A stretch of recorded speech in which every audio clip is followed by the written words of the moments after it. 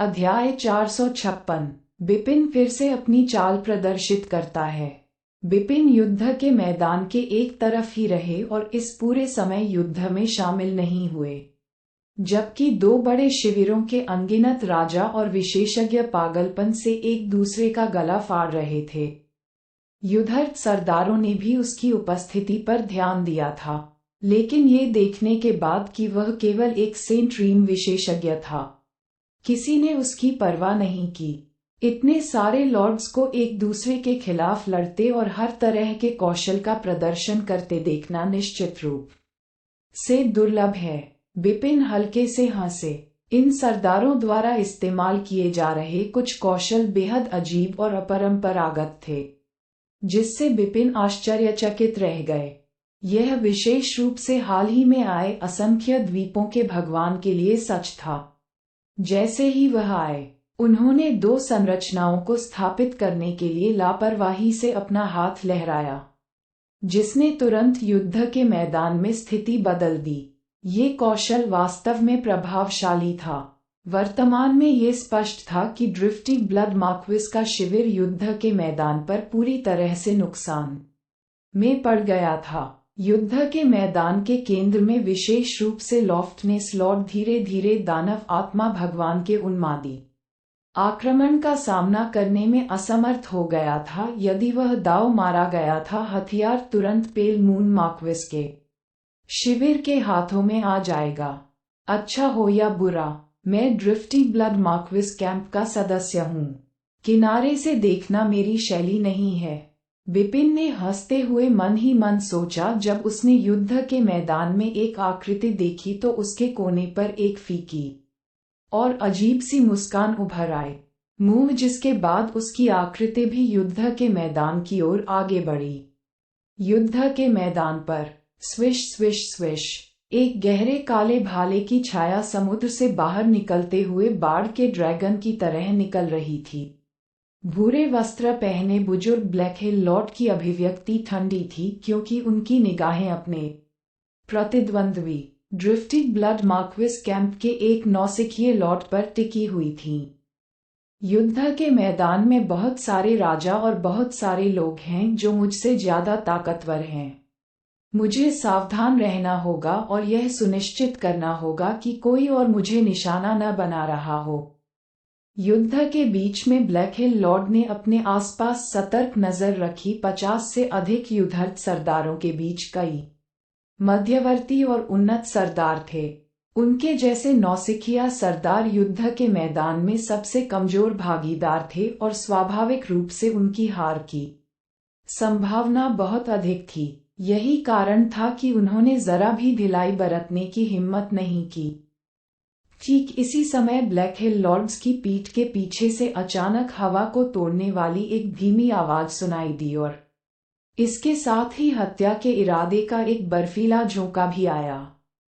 हत्या के इरादे के कारण ब्लैक हिल लॉर्ड को सहज रूप से अपने शरीर को जबरदस्ती पलटना पड़ा। तभी बिपिन ने एक लंबी तलवार लहराई और उसे अपनी छाती पर जोर से मारा। जोर बहुत तेज था और इसके दृष्टिकोण का कोण किसी अन्य की तरह मुश्किल था। अगर उसने थोड़ी धीमी प्रतिक्रिया की होती तो ये होता। उसकी छाती में आसानी से छेद हो गया है। यह आप है। ब्लैक हिल लॉर्ड ने बिपिन की ओर देखा और उसे पहचान लिया।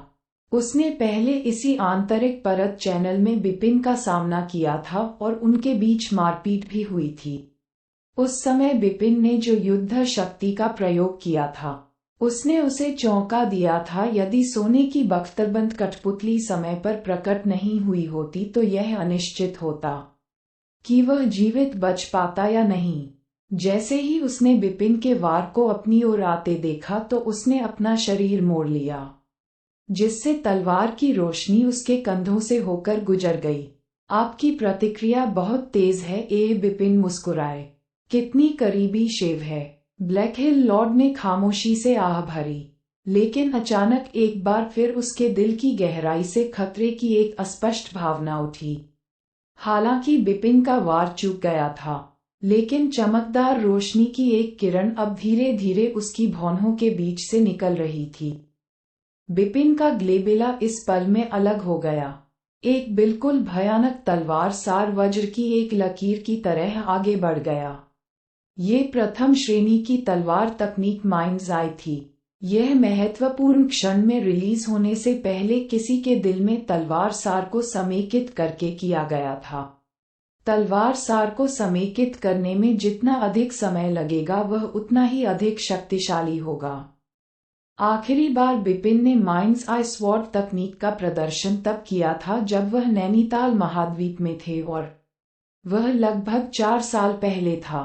तब से उनका ग्लेबेला लगातार विभिन्न प्रकार के स्वॉर्ड एसेंस को संग्रहित कर रहा था, जिनमें से जो वह वर्तमान में प्रदर्शित कर रहे थे वह केवल सबसे कमजोर भिन्नता थी। सबसे कमजोर ब्लैक हिल होने के बावजूद जब उसने गोली चलाई तो लॉर्ड प्रतिक्रिया करने के लिए बिल्कुल भी समय पर नहीं था। इस प्रकार तलवार की छाया से उसका गला छेद हो गया और उसका शरीर बिना हड्डी के जमीन पर गिर गया। ब्लैक हिल लॉर्ड मर गया। हालांकि युद्ध के मैदान पर लड़ाई असाधारण रूप से तीव्र थी, फिर भी बहुत से लॉर्ड्स गिरे नहीं थे और इसलिए प्रत्येक मारे गए लॉर्ड्स ने बहुत अधिक ध्यान आकर्षित किया। ब्लैक हिल लॉर्ड्स की मृत्यु ने भी कई लोगों का ध्यान आकर्षित किया। एक और मर गया है, क्या वह ब्लैक हिल लॉर्ड है? वह सिर्फ एक नौसिखिया स्वामी है।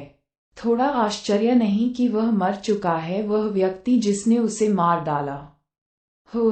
जब ये पता चला कि ब्लैक हिल लॉर्ड को मारने वाला व्यक्ति बिपिन था तो पूरे युद्ध क्षेत्र में सभी लोग आश्चर्यचकित रह गए और वे तलवार चलाने वाले को हैरानी से देखने लगे। यह वो था, ये दोस्त, वह वही था जिसने ब्लैक हिल लॉर्ड की हत्या की थी। उपस्थित प्रभुओं के चेहरे के भाव अनायास ही अजीब हो गए। हालांकि उन्होंने बिपिन की उपस्थिति को पहले ही नोटिस कर लिया था कि एक संत क्षेत्र विशेषज्ञ की परवाह कौन करेगा जब बाकी सभी लोग स्वामी थे।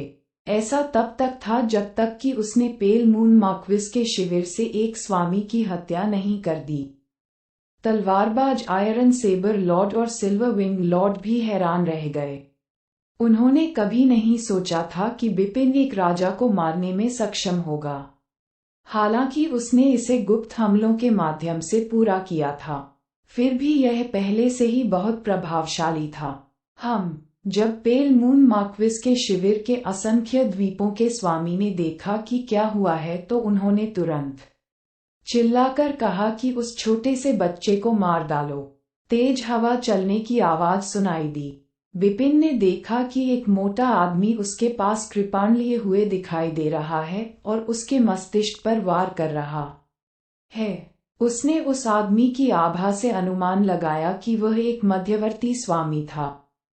तलवारबाज आयरन सेबर पीछे गिर गया। भगवान तुरंत चिल्लाया। अपने शरीर की हरकत से बिपिन ने जहां खड़ा था वहां एक बची हुई छाया छोड़ दी, जबकि उसका असली शरीर पीछे की ओर खिसक गया। ऐसा करते समय वह बहुत शांत लग रहा था। ड्रिफ्टिंग ब्लड मार्क्विस के शिविर से सभी लोग तैयार हो जाएं। बिपिन एक शून्य के बीच में पड़ा रहा, जबकि उसकी शक्तिशाली आवाज पूरे युद्ध के मैदान में फैल गई थी। तैयार हो जाओ। किस लिए? ड्रिफ्टिंग ब्लड मार्क्विस शिविर के विशेषज्ञ हैरान थे, लेकिन ठीक इसी समय बिपिन के लिए अपना असली कौशल दिखाने का समय आ गया था। हत्या के इरादे का एक विशाल झोंका उसके शरीर से ज्वार की तरह उछला और तुरंत एक घुमावदार रक्त नदी में बदल गया जो बाहर की ओर फैल गई। उसी समय उसके शरीर से अभौतिक तलवार के गोले तेजी से फूट पड़े। ब्लड फायर रिंग को सक्रिय करने के बाद ब्लड फायर डोमेन भी फैलना शुरू हो गया। अंडरवर्ल्ड 100-फोल्ड दायरे और ब्लड फायर डोमेन का मार्ग, इन 3 लोगों के संयोजन के कारण पूरा युद्ध क्षेत्र पलक झपकते ही खून की नदी में डूब गया। बिपिन खून की नदी के बिल्कुल बीच में खड़े थे। उनकी निगाहें बर्फ जैसी ठंडी थीं और उनमें भावनाओं का एक कण भी नहीं था, जो विशेषज्ञों की भीड़ की ओर बह रही थीं। लोग दबाते हैं। बिपिन के मुंह से जोर से ठंडी चीख निकली। अध्याय 457। एक असाधारण संत क्षेत्र विशेषज्ञ। किसी चीज को जोर से कसने वाले सरौते की एक विशाल जोड़ी की तरह। ब्लड नदी कुछ ही समय में पेल मून मार्क्विस के शिविर के सरदारों की ओर बढ़ गई।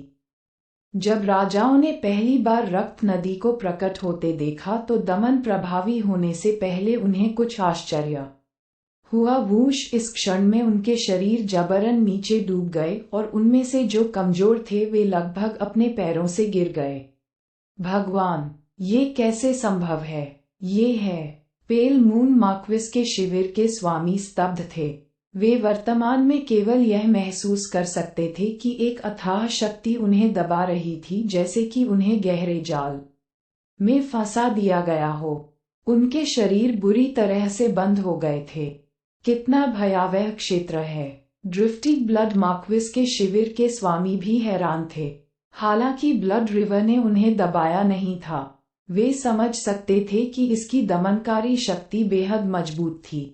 इसलिए उन्होंने बिपिन की ओर घबराहट भरी नजरें डाली।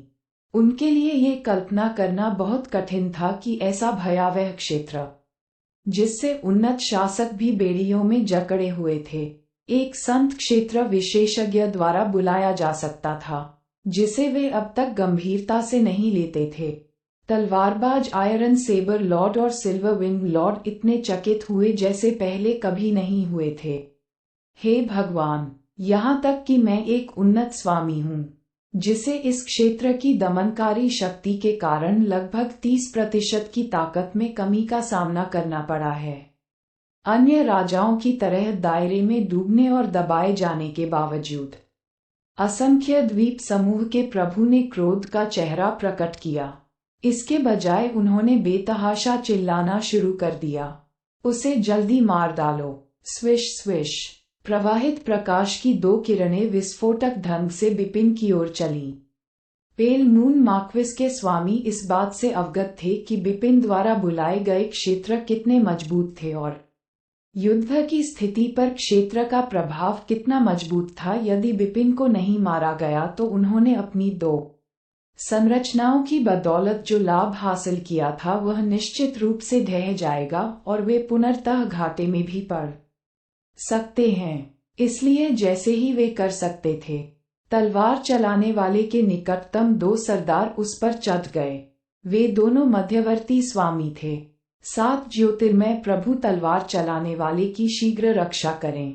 लौह कृपाण प्रभु चिल्लाए जब उन्होंने देखा कि क्या हो रहा है। 7 luminaries lord drifting blood marquis की टुकड़ी का वह व्यक्ति था जो दूरी में बिपिन के सबसे करीब था। वह एक मध्यवर्ती लॉर्ड भी था। जैसे ही उसने आयरन सेबर लॉर्ड की चिल्लाहट सुनी, वह तलवार चलाने वाले की ओर तेजी से बढ़ा। लेकिन क्योंकि वह अकेले था और उसने बाद में कार्रवाई की, 2 शत्रुओं पर उसे पूर्ण विश्वास नहीं था कि वह उन्हें रोक सकेगा। हालांकि उसने कभी कल्पना भी नहीं की थी कि पीछे हटने के बजाय बिपिन 2 विरोधी सरदारों से आमने सामने मिलेंगे। क्या वह पागल है? 7 दिग्गज भगवान पूरी तरह से स्तब्ध थे। तलवारबाज आयरन सेबर लॉर्ड भी इसी तरह आश्चर्यचकित रह गया। वास्तव में युद्ध के मैदान में हर राजा अविश्वास में था, चाहे वे किसी भी खेमे से हों। एक सेंट रियल्म विशेषज्ञ पर 2 मध्यवर्ती सरदारों द्वारा जानलेवा आरोप लगाया जा रहा है। वह पीछे हटने के बजाय उनसे सीधे मिलने का विकल्प चुनेगा। वह निश्चित रूप से पागल हो गया है। बहता खून मार्किस के स्वामी अपना सिर हिलाने में मदद नहीं कर सके, जैसे कि उन्होंने पहले ही अनुमान लगा लिया हो कि परिणाम क्या होगा। हालांकि बाकी सभी का मानना था कि बिपिन पूरी तरह से पागल हो गया था, फिर भी वह असाधारण रूप से शांत रहा। मेरी लड़ाई की ताकत निश्चित रूप से एक मध्यवर्ती लॉर्ड से कमजोर नहीं है और वास्तव में उनके सर्वश्रेष्ठ में से एक होगी, और रियल्म्स के समर्थन के साथ सिर्फ 2 मध्यवर्ती लॉर्ड्स मुझे वापस लाने के लिए पर्याप्त नहीं हैं। उसकी आंखों में एक चमक चमक उठी और 2 विशाल तलवार सोल फैंटम उसके पीछे उसके हाथ में ट्रिपल किल तलवार उठी, जिसने जानबूझकर भारी मात्रा में तलवार का सार उत्सर्जित किया। उनके शरीर पर अपार आध्यात्मिक शक्ति की धाराएं एकत्रित हो गईं। जो भयावह मांसपेशियों की ताकत से भी भरी हुई थी। अपना ध्यान दोनों मध्यवर्ती सरदारों पर केंद्रित करके बिपिन ने अपनी आंखें मूंद लीं और जोर से अपनी तलवार खींच ली। हृदय घातक तलवार तकनीक की दूसरी चाल। ट्रिपल किल तलवार के एक साधारण धक्के से उसने इसे बिजली की किरण में बदल दिया जो आगे की ओर छेद कर गई। इसमें एक दृढ़ और अथक सार था। जिस क्षण ये प्रकट हुआ, स्वर्ग और पृथ्वी इसके लिए आगे बढ़ने लगे।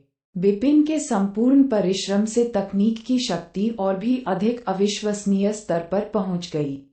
बिपिन के सामने दोनों सरदारों ने भी अपनी हत्याकारी चालें प्रदर्शित करना शुरू कर दिया।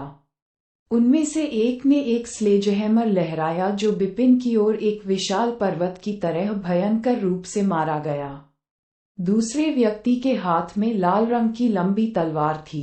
उसने दोनों हाथ ऊपर उठाए और पृथ्वी विभाजन शक्ति से वार किया।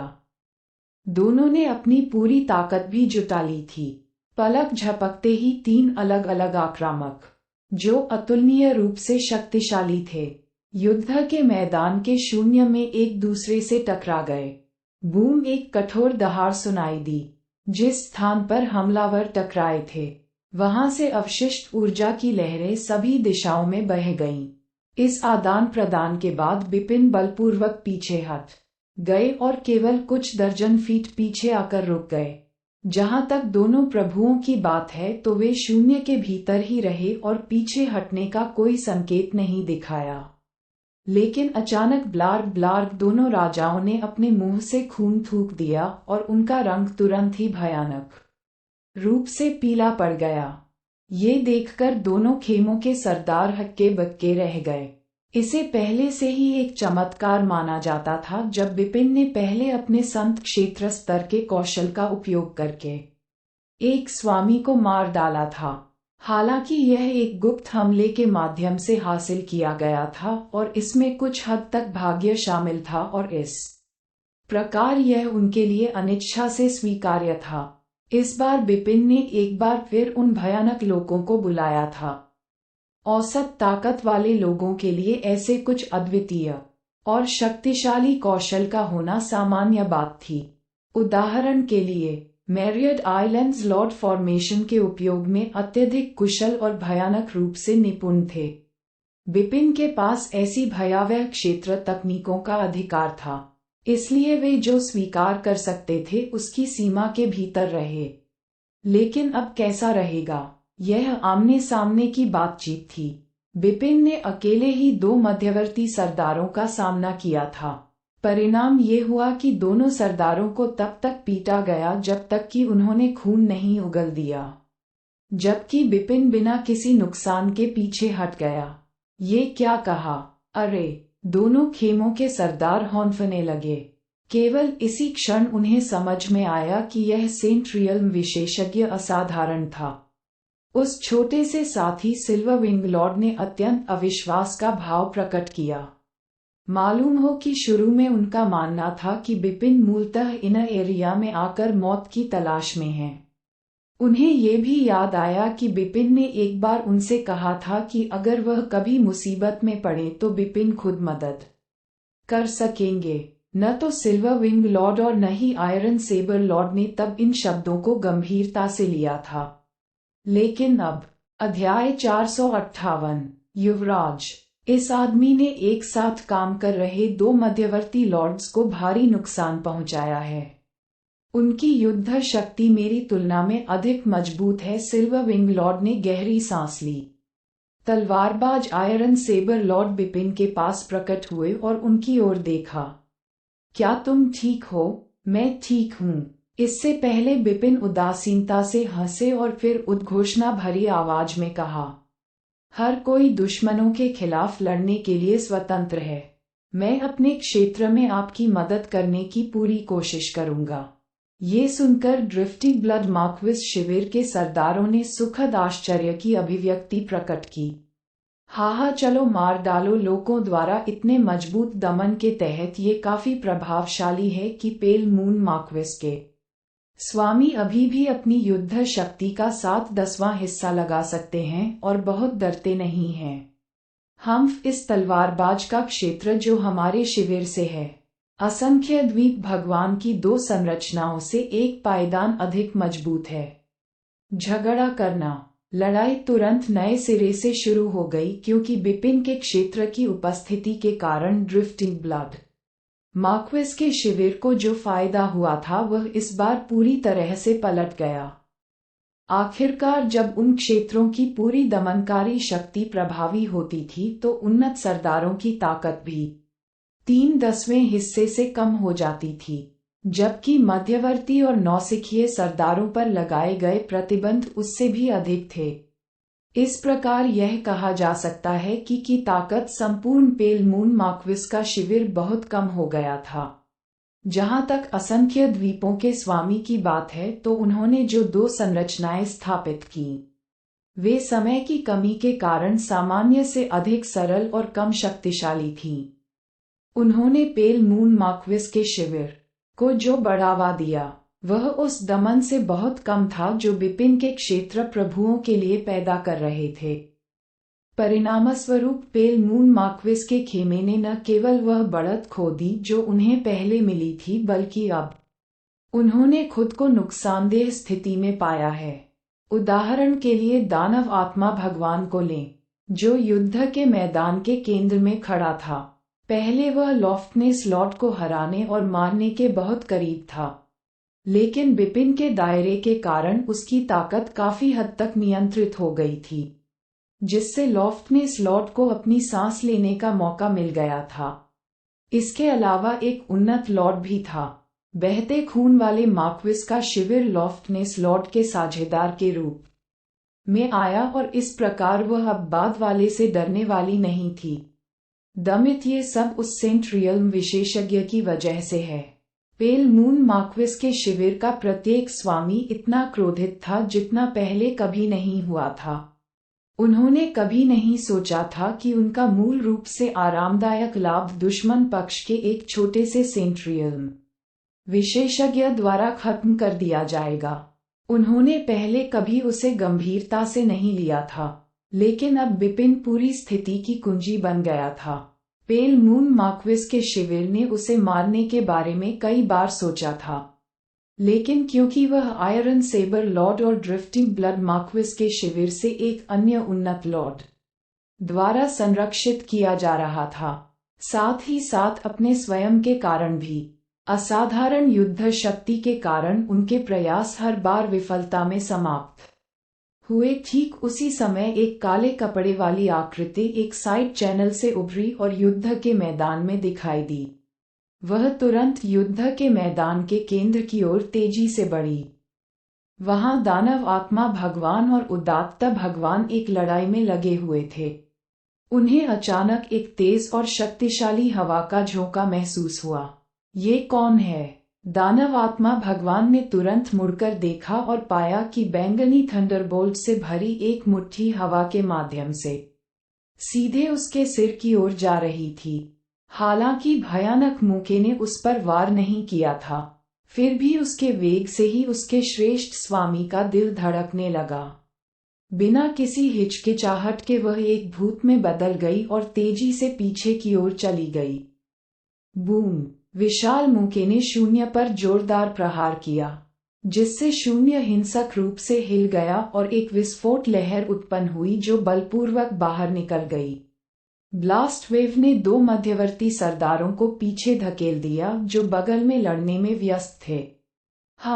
जब गैसीय लहर समाप्त हो गई तो एक काले वस्त्रधारी आकृति धीरे धीरे युद्ध के मैदान में दिखाई दी। काले वस्त्र पहने उस व्यक्ति की उपस्थिति पर पूरा युद्ध क्षेत्र शांत हो गया। कई सरदारों ने नए आगमन की ओर देखा। वह पूरी तरह से काले कपड़े पहनता था। उसके सिर पर गंदे बैंगनी बाल थे और उसने असमान मूंछें रखी हुई थीं। उसकी काली आंखें अतुलनीय रूप से गहरी थीं और उसकी आंखों की पुतलियों के सबसे गहरे क्षेत्र में बैंगनी वज्र की एक रेखा घूम रही थी। युवराज! आने वाले को पहचानते ही दानव आत्मा भगवान का चेहरा बदल गया। इसी तरह पेल मून मार्क्विस के खेमे के सरदारों के भाव भी भद्दे हो गए। इसके विपरीत ड्रिफ्टिंग ब्लड मार्क्विस के शिविर के सरदारों ने उस व्यक्ति को देखकर खुशी के भाव व्यक्त किए। ड्रिफ्टिंग ब्लड मार्क्विस के शिविर के कई सरदारों में से युवराज ताकत के मामले में शीर्ष 3 श्रेष्ठ सरदारों में से एक थे। ये ज्ञात होना चाहिए कि ड्रिफ्टिंग ब्लड मार्क्विस की कमान के तहत सैकड़ों स्वामी थे। उनमें से केवल एक हिस्सा गुफा हवेली को वापस लेने के लिए आया था और कई अभी भी अपने रास्ते पर थे। इस प्रकार 6 में से केवल 1 या 2 श्रेष्ठ स्वामी थे, क्लाउड दायरे में किसी भी शिविर से उपस्थिति। और श्रेष्ठ राजाओं में से दानव आत्मा भगवान, जो पेल मून मार्क्विस के शिविर से थे, पहले से ही बेहद शक्तिशाली माने जाते थे। हालांकि वह स्पष्ट रूप से युवराज से एक पायदान कमतर थे। उत्तरार्ध के पास एक अतुलनीय भयानक शरीर था जिसे दोनों शिविरों में संयुक्त रूप से सबसे शक्तिशाली माना जाता था। यहाँ तक कि बहते खून वाले मार्क्विस और पेल मून मार्क्विस के शरीर भी शायद उसकी तुलना नहीं कर सकते। और यह उसके शक्तिशाली शरीर के कारण ही था कि उसकी युद्ध शक्ति असाधारण रूप से भयानक थी। वह कोई और नहीं बल्कि युवराज बिपिन ही हैं, जो उन्हें भी घूर घूर कर देख रहे थे। पहले ने बेईमो मार्क्विस की गुफा हवेली में रहते हुए उसके बारे में सुना था। बाद वाले ने उससे पहले उक्त गुफा हवेली में यूनिवर्सल थंडरबोल्ट पूल से पर्पल हेवन थंडरबोल्ट की 15 धारियां एकत्र की थीं और इस तरह अपना भयानक शरीर विकसित किया था। अफवाह ये है कि युवराज, जिन्हें 2 बड़े शिविरों में सबसे मजबूत शरीर माना जाता है, ने यूनिवर्सल थंडरबोल्ट पूल से पर्पल हेवन थंडरबोल्ट की 15 धारियां लीं, जिसके बाद उनके शरीर की शक्ति दूसरे दर्जे के जादुई हथियार के बराबर हो गई। कहा जाता है कि उन्हें ऐसे कई मौके मिले जिससे उनके शरीर की ताकत पूरी तरह से नए स्तर पर पहुंच गई। मुझे आश्चर्य है कि उनके और मेरे बीच किसका शरीर अधिक मजबूत है, बिपिन ने खुद से कहा। उन्हें अपने शरीर पर पूरा भरोसा था। उसका शरीर पहले से ही एक बेहतर द्वितीय श्रेणी के जादुई हथियार के बराबर था। यही कारण है कि एक संत क्षेत्र विशेषज्ञ के रूप में भी उसकी शक्ति एक मध्यवर्ती स्वामी के बराबर थी। युवराज के प्रकट होने के बाद उनके शरीर से एक शक्तिशाली आभा फूट पड़ी। उदात्त भगवान, उसने अपना मुंह खोला और ठंडी आवाज में बोला। युवराज लॉफ्टनेस लॉर्ड थोड़े सम्मानजनक भाव धारण करते हुए उनके पास आए। युवराज ने कहा, दाओ हथियार मुझे सौंप दो। उदारता से भगवान ने सिर हिलाया और बिना किसी हिचकिचाहट के अपने हाथ में पकड़ा हुआ रक्त लाल भाला युवराज को सौंप दिया। हथियार प्राप्त करने के बाद और पेल मून मार्क्विस के शिविर के विशेषज्ञों के खिलाफ लड़ने के लिए इसका उपयोग करते समय उन्हें स्पिरिट लॉर्ड से एक संदेश भेजा गया था, जिसमें उन्हें युवराज के आगमन पर दाओ हथियार सौंपने की सूचना दी गई थी। दाओ हथियार रक्त लाल भाले को अपने हाथ में पकड़कर युवराज ने उसे तौला और सिर हिलाया। फिर हाथ हिलाकर उसने रक्त लाल भाले को एक अंतरस्थानिक वलय में रख दिया। अध्याय 459। कुछ अप्रत्याशित। ये सब करने के बाद युवराज इधर उधर देखने लगा। दानव आत्मा भगवान, वह पहला व्यक्ति था जिसकी ओर उसने अपनी आवाज की ओर देखा, जो व्यापक थी और युद्ध के मैदान में बजती हुई एक विशेष जादुई शक्ति से युक्त प्रतीत होती थी। ये दाव हथियार अब मेरे हाथ में है। यदि आप इससे खुश नहीं हैं तो मेरे पास आएं। मुझे मनोरंजन करने में खुशी होगी। जब उन्होंने बोलना समाप्त किया तो मार्क्विस कैंग्यू के शिविर के सरदार चुप हो गए और उनके चेहरे का रंग भद्दा हो गया। वे अच्छी तरह से जानते थे कि यदि दाव हथियार लॉफ्टनेस लॉर्ड के हाथों में था तो उन्हें लड़कर इसे प्राप्त करने की कुछ उम्मीद होगी। हालांकि अब ये युवराज के हाथों में पड़ गया था। हथियार प्राप्त करने के लिए उन्हें उसे मारना होगा। हालांकि वह न केवल बेहद मजबूत था बल्कि उसके शरीर को दोनों शिविरों में नंबर 1 माना जाता था। भले ही दोनों मार्क्विस ने व्यक्तिगत रूप से एक साथ काम किया हो, उन्हें उसे मारने के बारे में पूर्ण विश्वास नहीं था।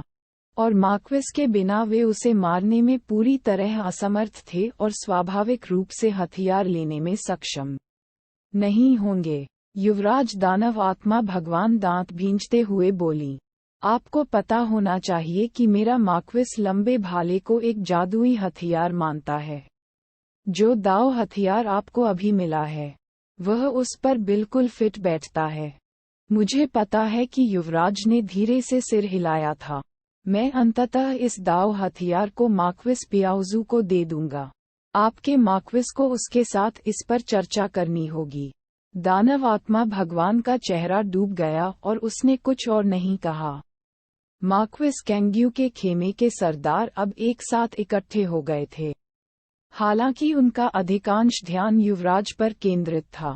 उनमें से कुछ समय समय पर बिपिन की ओर देखते थे। ये सब उस छोटे से लड़के की वजह से है। यदि उसके क्षेत्र नहीं होते तो हम निश्चित रूप से लॉफ्टनेस लॉर्ड को मार डालते और युवराज के आने से पहले दाव हथियार जब्त कर लेते। ये लोगों की गलती है। मार्क्वेस कैंग्यू के शिविर के लॉर्ड्स ने बिपिन को नाराजगी से देखा। मार्क्वेस पियाउजू के शिविर की एक अलग प्रतिक्रिया थी। हाँ, हमारे युवा तलवारबाज दोस्त। तलवारबाज भाई, आपकी ताकत सचमुच उत्कृष्ट है। कई सरदार बिपिन के पास जमा हो गए। उनमें से हर एक ने उसके साथ गर्मजोशी से व्यवहार किया और अब किसी सरदार की तरह व्यवहार नहीं किया। आखिरकार लड़ाई के दौरान बिपिन की ताकत के इस्तेमाल ने पहले ही साबित कर दिया था कि वह किसी राजा से कमजोर नहीं था। हालांकि वह केवल एक संत क्षेत्र का विशेषज्ञ था और इस तरह उसने स्वाभाविक रूप से हर राजा का सम्मान जीत लिया। बिपिन हंसे और प्रभुओं द्वारा दिखाई जा रही गर्मजोशी को स्वीकार किया।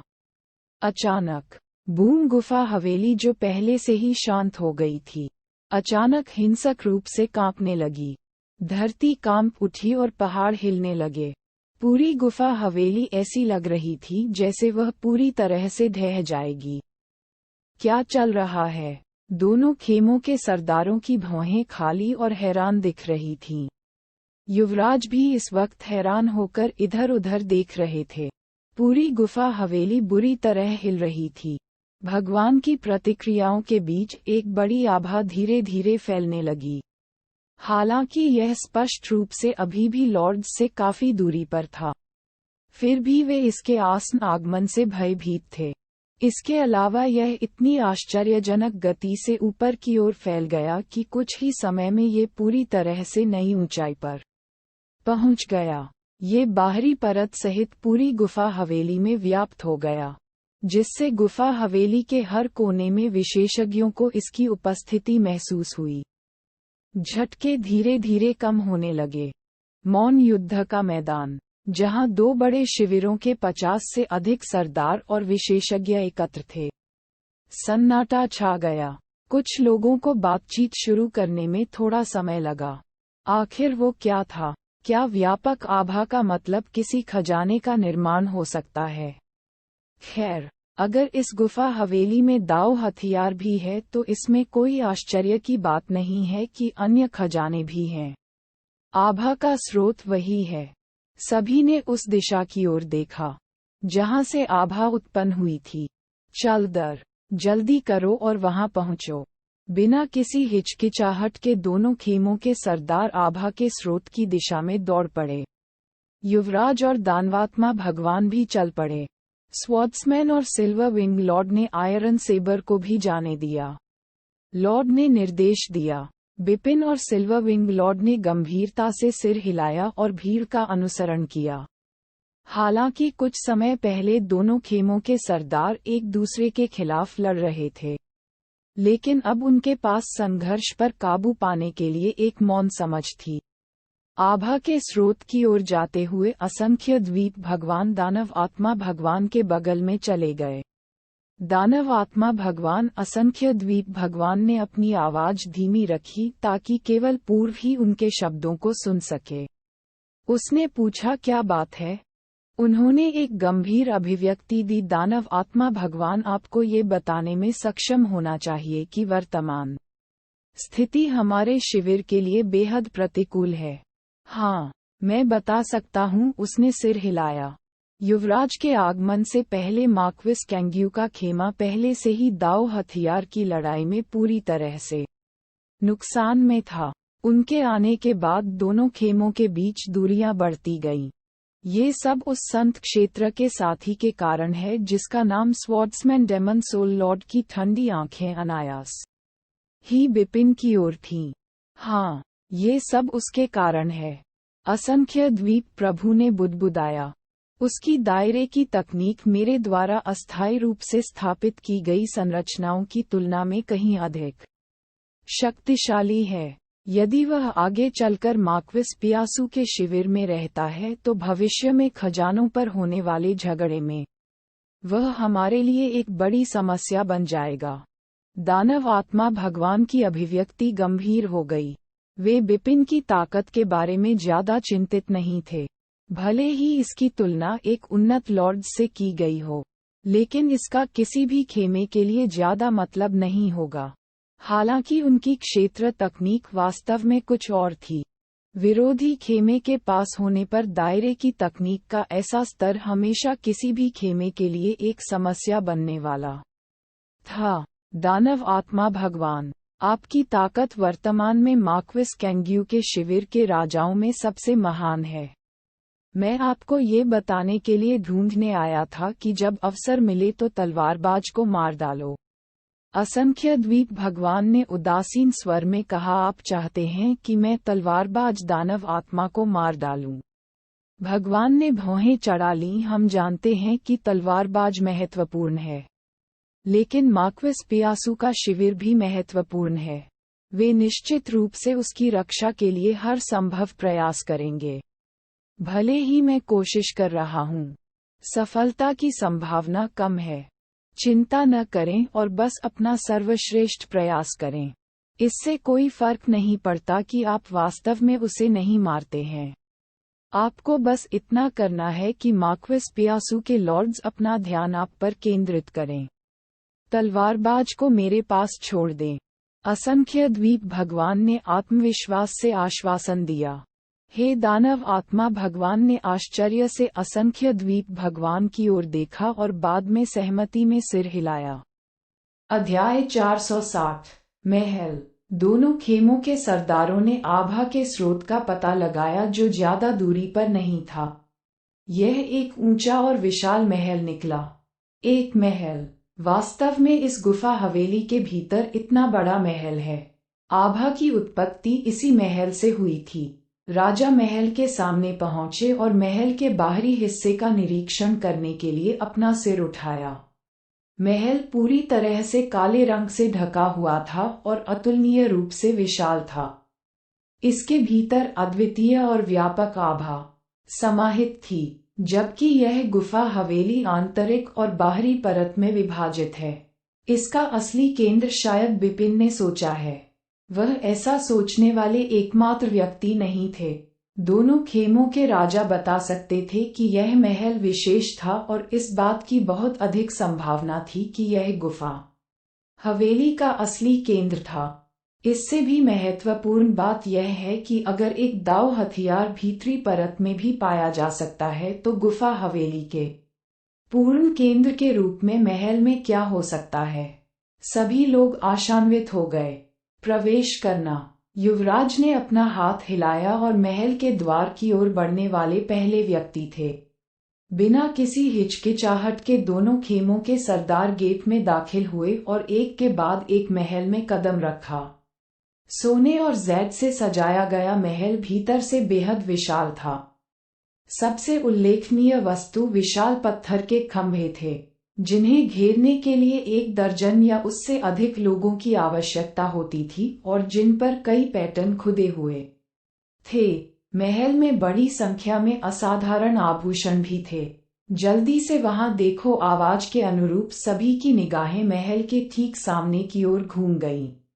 वहां एक ऊंचा सिंहासन रखा गया था और उस पर एक मध्यम आयु वर्ग का व्यक्ति बैठा था, जो खून लाल लबादा में लिपटा हुआ था और उसके बाल खून लाल थे। उसके हाथ जुड़े हुए थे और वह चुपचाप अपनी आंखें बंद करके सिंहासन पर सीधा बैठा था। आभा का एक अंश उत्सर्जित करें। लाल बालों वाले इस अधेड़ उम्र के आदमी के सामने मूर्ति जैसे दिखने वाले 4 लोग खड़े थे। वे बैंगनी सुनहरा कवच पहने हुए थे और उनके हाथों ने विशाल कृपाणों को मजबूती से पकड़ रखा था। हालांकि उनकी आंखें भी बंद थीं। कठपुतली लड़ाके। जब दोनों शिविरों के विशेषज्ञों ने उस व्यक्ति और बैंगनी सुनहरे कवच में 4 मूर्तियों को देखा तो उन्हें तुरंत पता चल गया कि ये कठपुतली सेनानी थे। पूरी संभावना है कि ये अत्यंत शक्तिशाली कठपुतली लड़ाके थे। कम से कम वे उन स्वर्ण बख्तरबंद कठपुतलियों से अधिक शक्तिशाली होंगे जिनका सामना लॉर्ड्स ने आंतरिक परत में किया था। और यह ध्यान दिया जाना चाहिए कि सोने के बख्तरबंद कठपुतलियां पहले से ही उन्नत प्रभुओं से प्रतिस्पर्धा करने में सक्षम थीं। एक स्वामी ने अचानक कहा, देखो उनके हाथों में क्या है। सभी ने तुरंत कठपुतली सेनानियों की हथेलियों को देखा। उन्होंने जो देखा उससे उनकी पुतलियां तुरंत सिकुड़ गईं। 4 बख्तरबंद कठपुतली सेनानियों में से प्रत्येक की बाईं तर्जनी पर एक अंगूठी पहनी गई थी, जो एक विशेष ऊर्जा तरंग उत्सर्जित कर रही थी। वे स्पष्ट रूप से अंतरस्थानिक अंगूठियां थीं।